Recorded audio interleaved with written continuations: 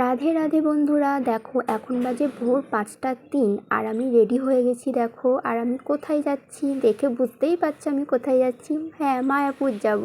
আর এখানে বাবারা দেখো এখনও রেডি হয়নি, আমি তো রেডি হয়ে গেছি। দেখো দিদি মা সব ব্রাশ নিয়ে দাঁড়িয়ে আছে, এখানে জামাইবাবু সবাই এখানে আছে। আর আমি সবার আগে উঠে স্নান করে নিয়েছি, ভোর 3:30টার সময় আমি উঠেছি। দেখো এখানে সবার গোছানো হয়ে গেছে, আমরা বাইরেটায় দাঁড়িয়ে আছি।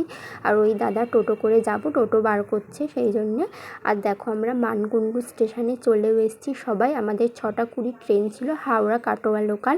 আর দেখো আমাদের ট্রেনও ঢুকে গেল এখানে, আর ট্রেনটা ফাঁকাই ছিল, বসে বসেই গেছি আমরা ভালো করে আরাম করে। দেখো আমরা ট্রেনে উঠেও গেছি। আর এখানে আমি জানালার ধারে বসেছি, জানালার ধারে বসতে তো খুব ভালো লাগে ট্রেনে, দেখবে আশেপাশের পরিবেশটা দেখতে দেখতে চলে গেলাম।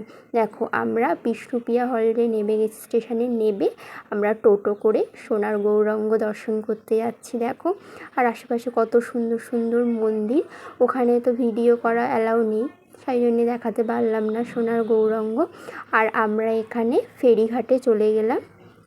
আমরা এবার ফেরিঘাট থেকে এবার মায়াপুরের উদ্দেশ্যে রওনা দেবো। দেখো আর ফেরিঘাটের এখানটা দেখো কত সুন্দর লাগছে, আর কত লঞ্চ নৌকো, আর দেখো কত লোক পারাপার করছে। দেখো আর এই নৌকাটা দেখো কতটা চওড়া। দেখো আর এখানে সবাই মায়াপুর যাবে, আমরাও যাবো। আর দেখো ওই যে মায়াপুর দেখা যাচ্ছে, দেখো মনটা কত সুন্দর লাগছিল। একটু পরেই আমরা চলে যাব দেখো মায়াপুরে। আর দেখো আমরা টোটোয় উঠেও গেছি। দেখো অপেক্ষার অবসান, দেখো এই যে মায়াপুর মন্দির দেখা যাচ্ছে। আমরা আগে আশেপাশে সব মন্দিরগুলো ঘুরে নিয়েছিলাম, নিমাইয়ের জন্মস্থান, মাসির বাড়ি সবাই। আর তারপর আমরা মায়াপুরে এসেছিলাম। আর এখানে দেখো মাকে একটু ভিডিও করে দিচ্ছিলাম এখানে দেখো। আর আমরা চলে এলাম মায়াপুরে। দেখো এখানে আর এখানে টিকিট কাটতে গেছে জামাইবাবু খাবার জন্য। দেখো আশেপাশের পরিবেশটা কত সুন্দর লাগছে।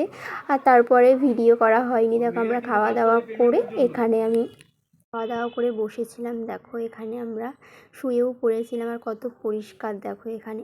টাটা, আবার দেখা হচ্ছে পরের ভিডিওতে। সবাই একবার বলো রাধে রাধে।